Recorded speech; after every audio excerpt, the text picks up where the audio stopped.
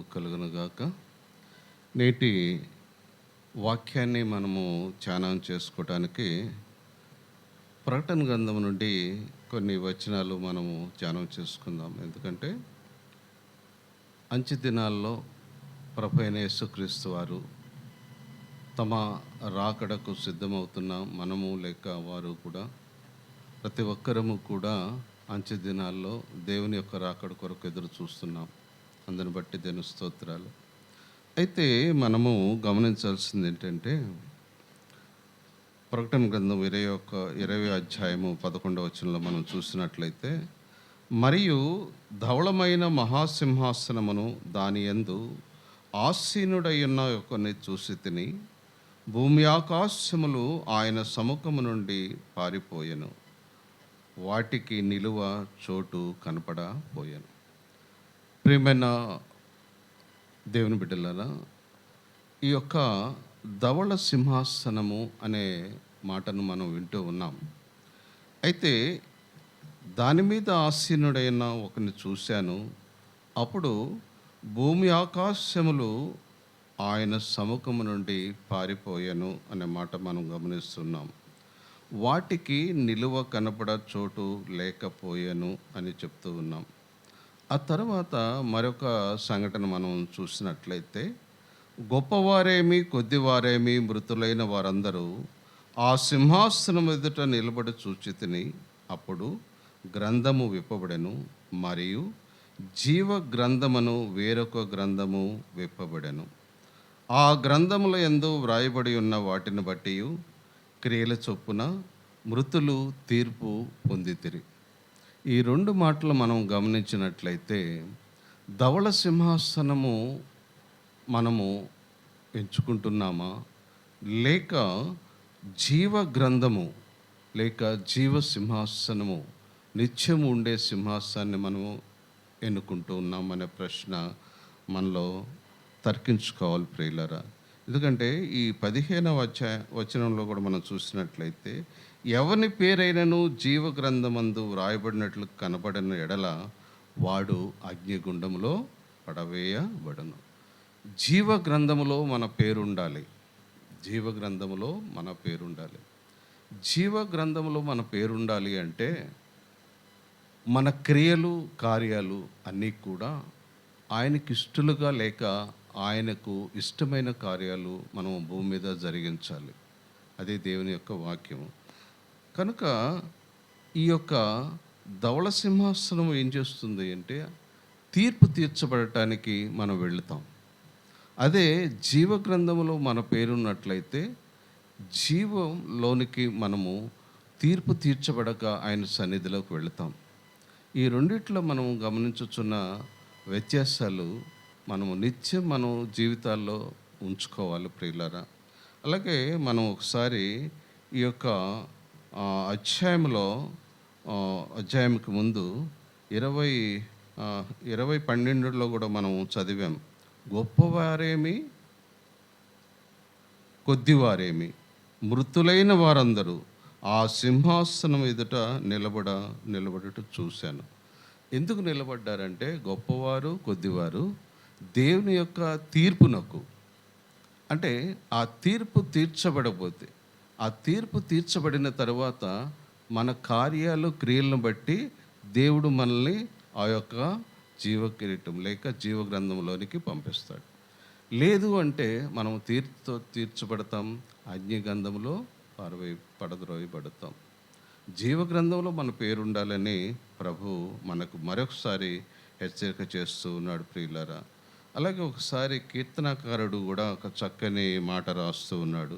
కీర్తన గ్రంథం 28వ అధ్యాయము 4వ వచనంలో మనం ఒకసారి చూసినట్లయితే, 28వ అధ్యాయము 4వ వచనము,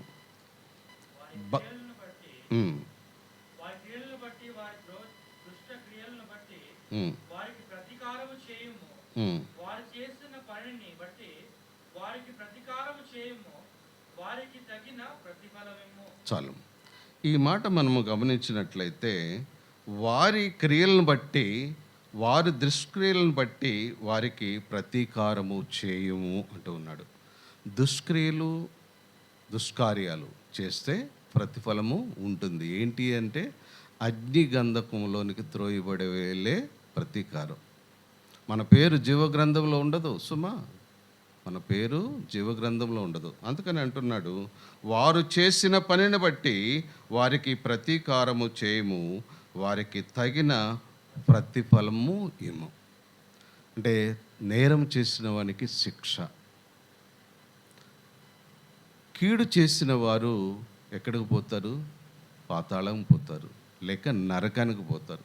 మేలు చేసిన వారు దేవుని యొక్క రాజ్యానికి వారసులు అవుతారు.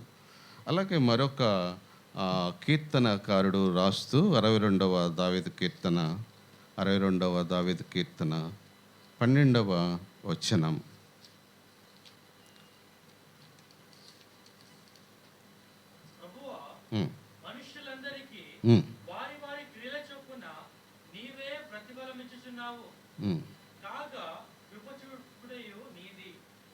ఇక్కడ మనం గమనించినట్లయితే మనుషులందరికీ వారి వారి క్రియల చొప్పున నీవే ప్రతిఫలం ఇస్తున్నావు.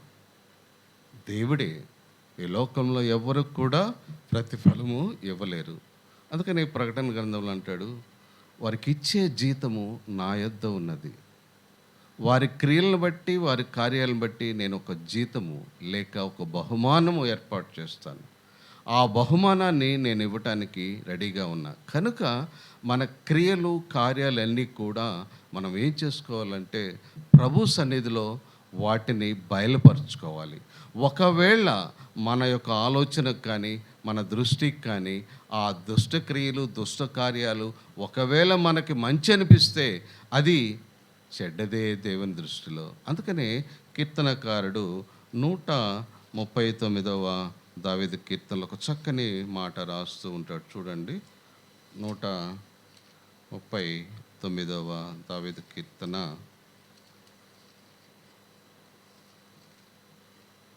139వ దావీదు కీర్తనలో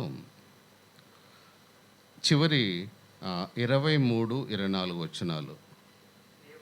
దేవా, నన్ను పరిశోధించి నా హృదయమును తెలుసుకొనుము, నన్ను పరీక్షించి నా ఆలోచనలను తెలుసుకొనుము. నీకు ఆయాసకరమైన మార్గము నా యందున్నదేమో చూడము, నిత్య మార్గమున నన్ను నడిపించు. ఇక్కడ మనము బాగా గమనించినట్లయితే ఇక్కడ మన ఆలోచనలు, మన హృదయంలో ఉన్న ఆలోచనలు ఏది కూడా మనకు తెలియనప్పుడు అప్పుడు ప్రభువుకు సబ్మిట్ చేసుకోవాలి. దావీదు కూడా అదే చేశాడు. తన ఆలోచన విధానాన్ని లేక తన యొక్క హృదయంలో ఉన్న రహస్యమైన ఆలోచనలు కూడా నాకు తెలియకపోవచ్చు ప్రభువా, ఒకవేళ నా ఆలోచన నేను కరెక్ట్ అనుకుంటాను, కానీ నీకు ఒకవేళ ఆయాసకరమైన మార్గము నాలో ఉంటే తీసేయి. That is the submission. మనం ప్రభు దగ్గరికి వచ్చినప్పుడు ఎప్పుడు కూడా మనలో ఉన్న ఆలోచనలు లేక క్రియలన్నిటిని కూడా ప్రభువుకు అప్పచెప్పాలి. ఎందుకంటే ఆయన పరిశుద్ధాత్మ దేవుడు. మనల్ని ఈ లోకంలో సృష్టించుకున్నప్పుడు ముందుగానే మనల్ని ఎందుకు ఎన్నుకున్నాడంటే, అసలు ఈ లోకం పుట్టలేదు. ఈ లోకం పుట్టక మునిపే, ఈ జగత్తుకు పునాది వేయబడక మునిపే దేవుడు మనల్ని ఎన్నుకున్నాడు, ఏర్పరచుకున్నాడు. అపోస్తుడైన పౌలు ఎఫెసీయులు రాసిన పత్రికలో అదే మాట ఉంటుంది. ఆ వచనం మనం ఒకసారి గమనించినట్లయితే ఆయన మనల్ని ఎందుకు ఏర్పరచుకున్నాడు అంటే, మనము నిర్దోషులముగాను ఏ దోషము లేకుండా మనము జీవించాలని, ఏ భయము లేకుండా జీవించాలని, ఎలాంటి పాపం లేకుండా జీవించాలని ఆయన మన కోసము క్రీస్తులో ప్రేమ చేత ఏర్పరచుకున్నాడు. క్రీస్తులో ప్రేమ చేత ఏర్పరచుకోవటం ఏంటి అంటే, యేసునందు క్రీస్తులో, క్రీస్తు అంటే అభిషక్తుడు, అంటే యేసు అంటే రక్షకుడు. యేసుగా మనల్ని రక్షించి ఆయన ఏం చేశాడు? క్రీస్తుగా అభిషేకించాడు. ఎలాగ అభిషేకించాడంటే, తన యొక్క ప్రాణము పెట్టి రక్తము కార్చి నిన్ను నన్ను కూడా అభిషేకించాడు. ఆ అభిషేకం ద్వారా మనము ఈ లోకములో జీవించినంత కాలము యథార్థవంతులుగా జీవించాలి. ఒకసారి ఎఫెసీయులు రాసిన పత్రిక 1వ అధ్యాయంలో కొన్ని మాటలు ధ్యానము చేద్దాం. ఎఫెసీయులు రాసిన పత్రిక మొదటి అధ్యాయము 4-5 వచనాలు కలిసి ఉంటాయి. ఎట్లనగా తన ప్రియుని యందు తాను ఉచితముగా మనకు అనుగ్రహించిన తన కృపా మహిమకు కీర్తి కలుగునట్లు తన చిత్త ప్రకారమైన దయా సంకల్పం చొప్పున యేసు క్రీస్తు ద్వారా తనకు కుమారులుగా స్వీకరించుటకై మనలను ముందుగా తన కోసము నిర్ణయించుకొని మనము తన ఎదుట పరిశుద్ధులమును నిర్దోషులమై ఉండవలనని జగత్తు పునాది వేయబడక మునిపే ప్రేమ చేత ఆయన క్రీస్తులో మనలను ఏర్పరచుకొనెను. ప్రియులరా, మనం బాగా గమనించినట్లయితే ప్రభు అయిన దేవుడు ఆది యందు లేక జగత్తు పుట్టక మునుపు మనల్ని ఎంతగా ప్రేమించాడంటే ఆది కాండములో మనం చూస్తాం. మన పోలిక చొప్పున మనము నరులను చేయదము రెండని అక్కడ మనల్ని ఎంతో ప్రేమగా ఏర్పరచుకున్నాడు. ఆయన చేతులతో తయారు చేశాడు. తన ఊపిరి మనకిచ్చి జీవాత్మగా మనల్ని ఈ లోకంలోనికి పంపాడు. ఆ జీవాత్మగా పంపిన ఆ నరుడు ద్వారా ఎక్కడైతే ఆ నరుని యొక్క ఆలోచన బట్టి లేక ఆ నరుడి యొక్క క్రియలను బట్టి పాపము ఈ లోకానికి వచ్చిందో, ఆ పాపమును త్రుంచివేయటానికి, ఆ పాపమనే మరణపు ముళ్ళు త్రుంచివేయటానికి ప్రభువైన యేసుక్రీస్తు వారు ఆ లోకము నుండి కాలము పరిపూర్ణమైనప్పుడు దేవుడు తన కుమారుని లోకానికి పంపాడు. మనం గెలేషియన్ చాప్టర్ 4:4 చూసినట్లయితే కాలము సంపూర్ణమైనప్పుడు దేవుడు తన కుమారుని పంపి ఆయన స్త్రీయందు పుట్టి ఎవరైతే ధర్మశాస్త్రానికి లోబడి ఉన్నారో వారందరిని కూడా విమోచించటానికి ఆయన ధర్మశాస్త్రమునకు లోబడిన వాడాయను. మనం ఇక్కడ గమనించినట్లయితే ఎవరైతే ధర్మశాస్త్ర ప్రకారం జీవిస్తూ ఉన్నామో, ఆ ధర్మశాస్త్ర ప్రకారం మన జీవితాలను సరిదిద్దుకుంటూ ఉన్నామో, ఆ ధర్మశాస్త్ర ప్రకారం మన జీవితాలను తీసుకెళ్తూ ఉన్నామో, ఆ ధర్మశాస్త్రము ప్రకారం మనం జీవిస్తున్నట్లయితే మనల్ని దత్తపుత్రులుగా స్వీకరించడానికి అడాప్ట్ చేసుకున్నాడు. మనల్ని ఎలాగ అడాప్ట్ చేసుకున్నాడంటే ఆయన శిలువ మరణము ద్వారా, ఆయన శిలువ మరణము ద్వారా నిన్ను నన్ను కూడా దత్తపుత్రులుగా చేసుకొని తన కృపను బట్టి లేక మహిమ కీర్తిని బట్టి ఆ మహిమను ఆ కీర్తిని నీకు నాకు ఇవ్వాలని ప్రభు ఏర్పాటు చేసుకున్నాడు. అందుకని మనము ఏర్పాటుకు తగిన జీవితాన్ని మనము జీవించాలి. అయితే ప్రియులారా, మనము ఇందాక చదివిన ఆ యొక్క వర్డ్స్ ప్రకటన గ్రంథంలో చూసినట్లయితే అదొక గొప్ప ధవళ సింహాసనము. ధవళ సింహాసనం ఏం చేస్తుందంటే తీర్పును వివరిస్తుంది. అదే జీవ గ్రంథములో మన పేరున్నట్లయితే ఆ జీవమైన ఆ పరలోకములో అది ఎప్పటికి కూడా అది మనల్ని తీర్పులోనికి రానివ్వదు. అందుకనే రోమిలు రాసిన పత్రిక 8వ అధ్యాయంలో కాబట్టి ఇప్పుడు క్రీస్తు యేసునందున్న వారికి ఏ శిక్షా విధి లేదు. అది క్రీస్తు యేసులో మనం ఉన్నట్లయితే ఏ శిక్షా విధి కూడా మనకి ఉండదు. అందుకని మనము ఈ లోకంలో జీవించున్నంత కాలము ఆ ధవళ సింహాసనానికి ముందుకు వెళుతున్నామా? ఒకవేళ ధవళ సింహాసనాన్ని మనం ఎంచుకున్నట్లయితే మనం అగ్నిగుండములో పడత్రోయబడే వారం అవుతాం ప్రియులారా. అందుకని ప్రభువారు ఆ యొక్క గొప్ప మాటను ప్రత్యక్షతలు యోహానుకు చూపించి ఇది వ్రాయి వారికి తెలియచేయి, వారు తెలుసుకోవాలి, నా ప్రజలు నా బిడ్డలు లేక నా కుమారులు నా కుమార్తెలు తెలుసుకోవాలని వ్రాయించిన గ్రంథంలో మాట మనం చదువుతున్నాం ప్రియులరా. అలాగే మనము ప్రతి ఒక్క క్రియలు, ప్రతి ఒక్క జాబితా, ప్రతి ఒక్కరి జాబితా కూడా ఆయన జీవగ్రంథంలో ఉంటుంది. మంచివేమి చెడ్డవేమి అన్నీ కూడా ఆయన జీవగ్రంథములో వ్రాయబడి ఉంటాయి.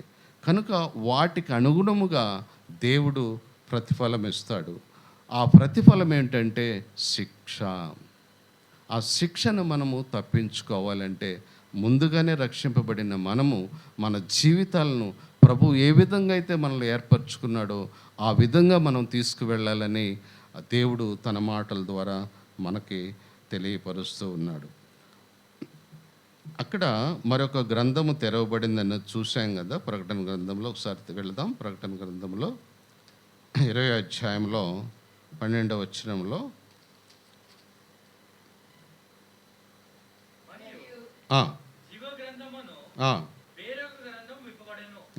మరియు జీవ గ్రంథమును వేరొక గ్రంథము విప్పబడెను. ఆ గ్రంథముల యందు వ్రాయబడి ఉన్న వాటిని బట్టి తమ క్రియల చొప్పున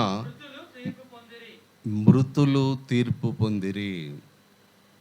ఈ మృతులు ఎందుకు తీర్పు పడ్డారంటే ఆ జీవ గ్రంథంలో రాయబడ్డది. వారు ఏం చేశారు, వారి క్రియలేంటి, వారి కార్యాలేంటి, వారి దోషక్రియలేంటి, మంచి క్రియలే, అన్నీ కూడా వాటిని అక్కడ వ్రాయబడినట్లు చూస్తూ ఉన్నాం. అంతేకాదు, ప్రభునందు మృతులైన వారే కాదు, సముద్రంలో ఉన్న కూడా మృతులు కూడా ఆ సముద్రం దేవునికి అప్పచెప్పింది. ఆ మాట చూడమ్మా. సముద్రము తనలో ఉన్న మృతులను అప్పగించెను, మరణమును పాతాళము లోకమును వాటి వశమునున్న మృతులను అప్పగించెను, వారిలో ప్రతివాడు తమ క్రియల చొప్పున తీర్పు పొందెను. ఈ తీర్పు పొందటానికి మరి మనము సిద్ధముగా ఉన్నామా, లేక ఆయన యొక్క జీవ గ్రంథములో మన పేరు తీర్పు పొందకుండా ఆయనతో పాటు నిత్యము జీవములోనికి, నిత్య జీవములోనికి మనం ఉండటానికి ప్రయత్నిస్తున్నామా? ఒకసారి మన జీవితాలను చూసుకుందాం ప్రియులారా. ఒకసారి మనము మరొక వాక్యాన్ని మనము ధ్యానం చేద్దాం. మత్తయి సువార్త 25వ అధ్యాయము. ఎందుకంటే మనుషులందరికీ మరియు విశ్వాసులందరికీ కూడా అవిశ్వాసులకు కూడా ఒక అంచె తీర్పు ఉండబోతుంది ప్రియులారా. ఆ అంచె తీర్పులో మరి దేవుడు తన వాక్యములో భాగంలో స్పష్టముగా చూపిస్తూ ఉన్నాడు. ప్రతి ఒక్క వ్యక్తి ఒక దినాన క్రీస్తు ముందు నిలబడి లేక ఆమె క్రియలను బట్టి తీర్పు తీర్చబడుతూ ఉంటారు. ఆ గొప్ప ధవళ సింహాసనము తీర్పు ఆఖరి తీర్పు అనే విషయాన్ని మనము జ్ఞాపకం చేసుకోవాలి. ఎందుకంటే ఆ తర్వాత సరిదిద్దుకోవటానికి ఉండదు. మనకందరికి కూడా తెలుసు, ధనవంతుడు లాజరు గురించి తెలుసు. ఆ ధనవంతుడు లాజరు తన ఇష్టానుసారమైన ధనవంతుడు తన జీవితాన్ని గడిపాడు. తన ఇంటి ముందున్న లాజర్ని గమనించలేకపోయాడు. ఆయన బీదస్థితి గమనించలేకపోయాడు. ఒక చిన్న కార్యము, ఒక రొట్టె ముక్కను కూడా తనతో పాటు ప్రేమించలేదు. తను తినే ఆహారం లేక తనతో పాటు ఉన్న తను ఏ విధంగా జీవిస్తున్నాడో ఆ జీవితాన్ని అతనికి ఇవ్వటానికి తన ప్రేమను కనపరచల. అక్కడ చివరికి ఇద్దరు చనిపోయిన తరువాత మనం చూసింది ఏంటంటే గ్రంథంలో అబ్రహాము రొమ్ముకొని ఉన్న ఓ లాజరు అంటూ ఉన్నాడు. ఒక చిన్న బ్రొటన వేలితో ఒక నీటి బొట్టు వేయి, నేను మండు అగ్నిలో మాడిపోతూ ఉన్నాను అంటున్నాడు. నా నాలిక పిడక కట్టుపోతున్నాడు. ఎంతో భయంకరమైన వేదనతో అరుస్తూ ఉన్నాడు. అబ్రహాము అని పిలిచాడంటే ఈయనకు కూడా ధర్మశాస్త్రము తెలుసు. అప్పుడు అబ్రహాము సమాధానం ఏంటంటే, నీకు నాకు మధ్య రావటానికి వీలు లేదు కనుక, అయ్యో ఎట్లా అలా వీలు లేదంటే ఎట్లా అబ్రహామా, నా బంధువులు ఉన్నారు, వారు కూడా ఈ నరక యాతనలో పడకుండానట్లు వారికి ఆ లాజర్ను పంపవా అంటే చెప్తాడు. అక్కడ వారికి మోషే గ్రంథం ఉంది, కీర్తన గ్రంథం ఉంది, ప్రవక్తల గ్రంథం ఉంది. వాటిని విని వారి జీవితాలు మార్చుకోమని అక్కడ నుంచి ఒక సందేశాన్ని పంపినట్లు మనం చూస్తున్నాం. అలాగే ఒకసారి మత్తయి సువార్తలో కొన్ని వచనాలు ధ్యానం. 25వ అధ్యాయము, మత్తయి సువార్త 25వ అధ్యాయము 31, 36.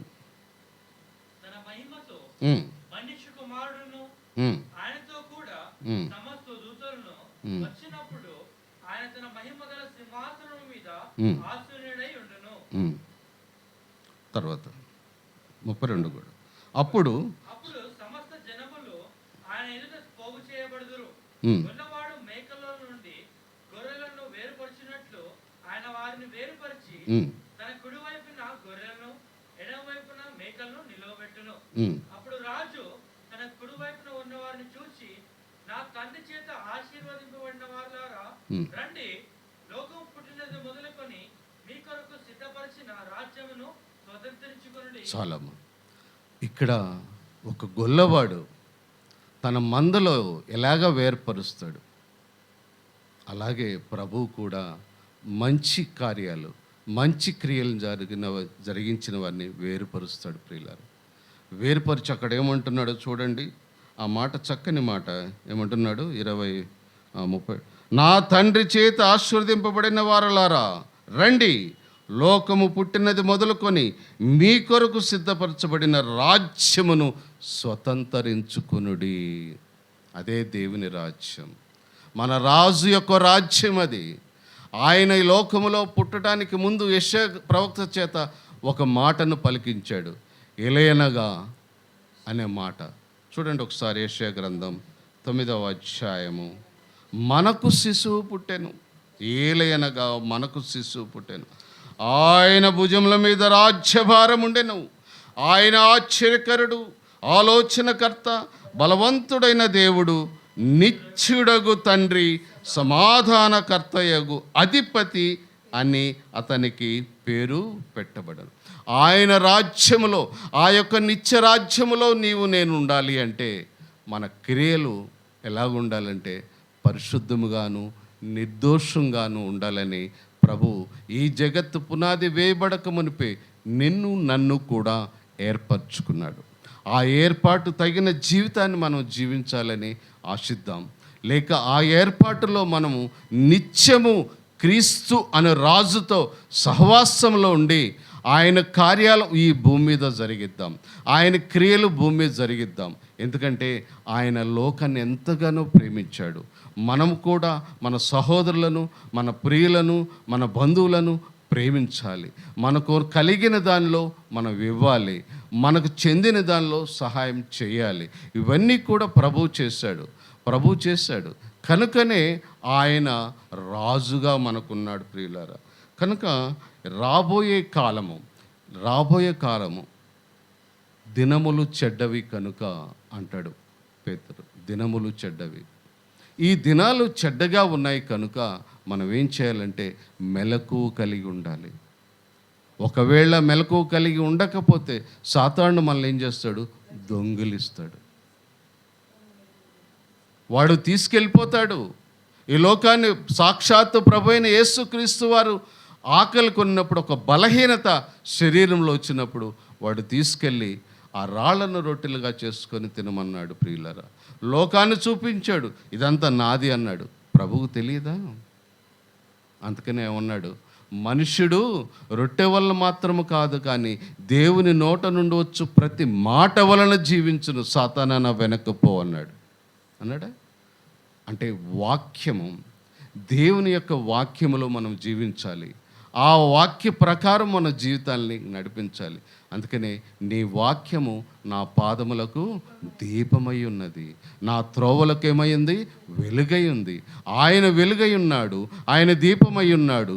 కనుక అట్టి వెలుగులో నీవు నేను కూడా వెలుగు సంబంధులుగా జీవించాలి ప్రియులారా. వెలుగు సంబంధులుగా, చీకటి సంబంధులుగా కాదు. యేసుక్రీస్తు ప్రభువారు ఈ లోకానికి వచ్చినప్పుడు జకరే ప్రవక్త లేక యాజకుడితో ఒక చక్కని మాటను పలికించాడు. ఏమంటే లూకా సువార్తలో మనం చూసినట్లయితే ఆ యొక్క ఎవరైతే చీకటిలో ఉన్నారో, మరణ ఛాయలో ఉన్నారో వారందరినీ వెలిగించటానికి ఆయన అరుణోదయ నక్షత్రం లేక అరుణోదయ కాంతిలాగా ఈ లోకానికి వచ్చాడు. ఒకసారి చూద్దాం ఆ మాటను మనము. లూకా సువార్త 1వ అధ్యాయంలో, లూకా సువార్త 1వ అధ్యాయము చివరి భాగంలో ఉంటుంది. 1వ అధ్యాయము. మన పాదములను సమాధాన మార్గంలోనికి నడిపించినట్లు చీకటిలోను మరణ ఛాయలోను కూర్చుండు వారికి వెలుగిచ్చుటకై ఆ మహావాత్సల్యను బట్టి పైనుండి ఆయన మనకు అరుణోదయ దర్శనం అనుగ్రహించెను. చాలు. ఎలాగట?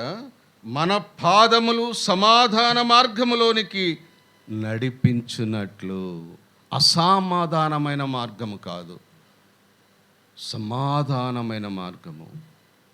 ఆ మార్గంలోనికి నడిపించడానికి ఎవరైతే చీకటిలో ఉన్నారో, మరణ బంధకాల్లో ఉన్నారో, సాతాను వల్ల ఉన్నారో, సాతాను కట్లతో కట్టబడి ఉన్నారో, మరణ ఛాయలో ఉన్నారో, వారందరినీ కూడా వెలిగించటానికి, వారందరికీ కూడా ఒక చక్కని వెలిగించడానికి ఆయన ఈ లోకానికి వచ్చాడు. ఆ వెలుగే నీలో నాలో ఉండాలి. ఆ వెలుగు ద్వారా మనం ఇతరులకి దారి చూపిస్తాం. అదే సువార్త. That is the gospel. Gospel అంటే ఏందో కాదు, ఆయన ఇచ్చిన వెలుగు మనలో ఉంచుకొని ఇతరులకి దారి చూపించడం. అందుకని ప్రభువైన యేసుక్రీస్తు వారు ఈ బైబిల్ ఏమన్నాడంటే, ఇది ఒక మతం కాదు. ఐఎమ్ ద వే, నేనే మార్గము. ఐఎమ్ ద ట్రూత్, నేనే సత్యము. ఐఎమ్ జీవము. మూడు కూడా ఆయనలో ఉన్నాయి. మార్గము, సత్యము, జీవము. ఆయన మార్గములో మనం నడిచినట్లయితే, సత్యము అంటే వాక్యము, సత్యము అంటే వాక్యము. యోహాను సువార్త 17వ అధ్యాయంలో అంటది, నీ వాక్యమే సత్యము. ఆ సత్యం అనే వాక్యంలోనికి మనల్ని తీసుకువెళ్తాడు. మనల్ని ఏం చేస్తాడు? స్వతంత్రులుగా చేస్తాడు. ఎవరైతే వాక్యము వింటారో, ఆయన మార్గంలో ఉంటారో, స్వతంత్రులుగా మనం జీవిస్తాం. వాడి చెప్పినట్లు మనం వినం. యేసుక్రీస్తు ప్రభువారు తన ఆత్మ నీలో నాలో ఉంటుంది. ఆ ఆత్మ ద్వారా ఆ పరిశుద్ధాత్మ కార్యాలు, పరిశుద్ధాత్మ క్రియలు మనలో జరిగించబడుతూ ఉంటాయి. కనుక ఈ లేఖనాలన్నీ మనం చదివిన తర్వాత మరి మనం ఎలాంటి జీవితాన్ని ఎన్నుకుంటున్నాం? మంచి గొర్రెలుగా మనం ఉండటానికి ఇష్టపడుతున్నామా, లేక ఆ యొక్క మేకలుగా ఉండి, మేకలు ఏం చేస్తూ ఉంటాయి చూడండి, ఎప్పుడు కూడా పైన వాటి వైపే చూస్తాయి, కింద ఆహారం తొందరగా తినదు మేకలు. గొర్రెలు ఎప్పుడూ కూడా తల వంచుకొని ఆ కింద ఉన్న గడ్డిని వేస్తాయి. మేకలు పై గోడలు ఎక్కుతాయి, చెట్లు ఎక్కుతూ ఉంటాయి. గొర్రెలు అలా కాదు. అంటే ఈ లోకం వైపు చూడవు గొర్రెలు. తన యొక్క యజమాని చెప్పినట్టు వాడు కర్ర ఎట్లా కొడుతూ ఉంటే అట్లా వెళ్ళి, అది గుంటైనా సరే పడిపోతుంది, కానీ యజమాని చెప్పినట్టు నడుస్తూ ఉంటాయి. అందుకనే యోహాను అంటూ ఉన్నాడు, ఇదిగో లోక పాపములు మోసుకొని పోవచ్చున్న దేవుని యొక్క గొర్రె పిల్ల అని. దేవుని యొక్క గొర్రె పిల్ల మనందరి పాపాలని మోసుకొని పోయింది. కనుక ఆ పాపాలను మోసుకొని పోయిన యేసుక్రీస్తు ప్రభువారు సిలువ అనే శాపగ్రస్తమైన ఆ మ్రాని మీద వేలాడి మన శాపాలని, పాపాలన్నిటిని కొట్టివేశాడు. మరణమా నీ ముల్లెక్కడా అని పలికిన ప్రభు మార్గంలో నడుద్దాం. కనుక మనము జీవితాన్ని ఆయన వైపు తీసుకువెళ్దాం. కనుక మన పేరు ఎక్కడ ఉన్నదని మనం నిర్ణయించుకోవాలి ప్రియులారా. ఆ యొక్క ధవళ సింహాసనం తీర్పులోనికి మనం వెళుతున్నామా, లేక నిత్యరాజ్యము లేక జీవగ్రంథములో మన పేరు ఉండటానికి మనము నిర్ణయించుకున్నామా? గొప్ప ధవళ సింహాసన తీర్పు విషయంలో ఎవరు ఏ సిద్ధాంతాన్ని నమ్మినప్పటికీ రాబోచున్న ఈ తీర్పులను గూర్చిన సత్యాలను ఒక్కరు మర్చిపోకుండా ఉండటకు చాలా ప్రాముఖ్యమైన మొదటి విషయం ఏంటంటే, యేసు క్రీస్తే తీర్పరి. క్రీస్తుచే అవిశ్వాసులందరూ తీర్చబడతారు ప్రియులారా. మరియు వారు చేసిన క్రియలను బట్టి వారు శిక్షింపబడతారు ప్రియులారా. అవిశ్వాసులైన వారు తమ కొరకు ఉగ్రతను సమకూర్చుకుంటారని పౌలు గారు ఒక చోట రాస్తూ ఉన్నాడు. రోమిలకు రాసిన పత్రిక 2వ అధ్యాయము 5వ వచనం. నీ కాఠిన్యమును మార్పు పొందని నీ హృదయమును అనుసరించి ఉగ్రత దినమందు, అనగా దేవుని న్యాయమైన తీర్పు బయలుపరచు దినమందు నీవు నీవే ఉగ్రతను సమకూర్చుకొనుచున్నావు. చూసారా? నీ కాఠిన్యమును అంటే నీ భయంకరమైన కఠినత్వంలో ఉన్నావు, మారు మనసు పొందటం లేదు. ఆ తర్వాత ఏమంటున్నాడు అక్కడ, మార్పు పొందని నీ హృదయమును అనుసరించి ఉగ్రత దినమందు, అనగా దేవుని న్యాయమైన తీర్పు బయలుపరచబడు దినమందు నీకు నీవే ఉగ్రతను సమకూర్చుకొనుచున్నావు అంటూ ఆయన ప్రతివానికి వాని క్రియల చొప్పున ప్రతిఫలము ఇచ్చును అంటూ ఉన్నాడు. కనుక ఆ ప్రతిఫలము మనం ఆశించకుండా, లేక ఆయన ఉగ్రత దినమందు మనము ఆయనతో పాటు వెళ్ళటానికి సిద్ధముగా ఉన్నామా? ఈ రెండు విషయాలు మన జీవితాల్లో పరీక్షించుకొని ఆయన సన్నిధిలో మనమందరము కూడా మరి దేవుని బిడ్డలుగా, దేవుని యొక్క కుమారులుగా, దేవుని యొక్క కుమార్తెలుగా ఏర్పరచబడిన జీవితాన్ని జీవిద్దాం, పరిశుద్ధులుగా జీవిద్దాం. ఒకవేళ మనలో అలాంటిది ఏదన్నా ఆలోచన విధానంలో మార్పు వస్తే దేవుణ్ణి అడుగుదాం, ప్రభువా నీవే నాతో ఉండు అని కీర్తనకారుడు రాసిన మాటలను ఒకసారి జ్ఞాపకం చేసుకుందాం.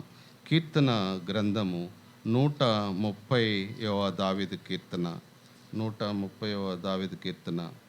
ఇక్కడ కీర్తనకారుడు ఒక చక్కని మాటలు మాట్లాడుతూ ఉన్నాడు. ప్రియులారా, అగాధ స్థలములో నుండి నేను నీకు మొర్ర పెట్టుకొనుచున్నాను. మొర్రకి ప్రార్థనకి వ్యత్యాసం ఉన్నది ప్రియులారా. మొర్ర అంటే మనకు కావాల్సింది పదే అడగటం. ప్రార్థన అంటే అన్ని విషయాలు కూడా ప్రార్థనలో ఇమిళితం అయి ఉంటాయి ప్రియులారా. కనుక నేను ఒక అగాధ స్థలంలో ఉన్నాను, లెగలేని స్థలంలో ఉన్నాను, నేను మొర్రపెట్టుకుంటూ ఉన్నాను అంటూ నా ప్రార్థన కూడా ఆలకించు ప్రభువా అంటూ ఏమంటున్నాడు? నీ చెవి యొగ్గి నా ఆర్తధ్వని వినుము అంటూ ఉన్నాడు. ఆ తర్వాత మన దోషాల గురించి నా ఆర్తధ్వని ఏంటంటే ఏమో లేదు, పాపము. ఇక్కడ అదే మాట అంటున్నాడు, నీవు దోషములను కనిపెట్టి చూసిన ఎడల ప్రభువా నీ ముందు ఎవరు నిలవబడగలరు? ఎవ్వరు నిలవలేరు. కానీ ఆయన కృపామయుడు, కరుణగల దేవుడు. నా శాంతిని నీకు అనుగ్రహిస్తున్నాను అన్నాడు. శాంతిని అనుగ్రహించే దేవుడు, సమాధానానికి కర్త అయిన దేవుడు. అట్టి దేవుడిని మనకు పంపాడు ప్రియులారా. అట్టి గొప్ప యేసుక్రీస్తుని ఈ లోకానికి పంపాడు, తన కుమారుని పంపాడు. ఆయన ద్వారా, యేసుక్రీస్తు ద్వారా మనమందరము కూడా నిత్య జీవములోనికి, నిత్య రాజ్యములోనికి, ఆయన రాజ్యములోనికి మనం అడుగు పెడతామని ఆశిద్దాం ప్రియులారా. ఇక్కడ రాస్తూ కీర్తనకారుడు ఒక కావలివాడు తన కాలము పూర్తి చేసుకుని ఏ విధంగా ఉదయమునకు కనిపెడతాడో అనే మాట రాస్తూ ఉన్నాడు. చూడండి, కావలివారు హృదయము కొరకు కనిపెట్టబడుట కంటే ఎక్కువగా నా ప్రాణము ప్రభు కొరకు కనిపెట్టుచున్నది. మన ప్రాణము లేక హృదయము కూడా ఎక్కువగా ప్రభు కొరకు కనిపెట్టాలి. ఎందుకంటే మనము నిద్రించుచున్న తర్వాత ఒకవేళ మనం లెగుస్తామో లేమో మనకు తెలియదు. అవునా? అలా ఉన్నాయి రోజులు. అలాంటి రోజుల్లో ఆ తెల్లవారకు మునిపే ఒకవేళ మనం లెగిస్తే, ప్రభువా నీకు స్తోత్రం, నన్ను ఈ లోకములో ఉంచావు, మొదటిగా కృతజ్ఞతాస్తుతులు చెల్లించాల్సిన అంశం ప్రియులారా. ఎవ్వరమైనా సరే, చిన్న లేదు పెద్ద లేదు, నేటి దినాల్లో ప్రతి ఒక్కరము కూడా ఆయన ఇచ్చిన జీవాన్ని బట్టి మనము ఆయనకు కృతజ్ఞతాస్తుతులు చెల్లించాలి. నెంబర్ 1.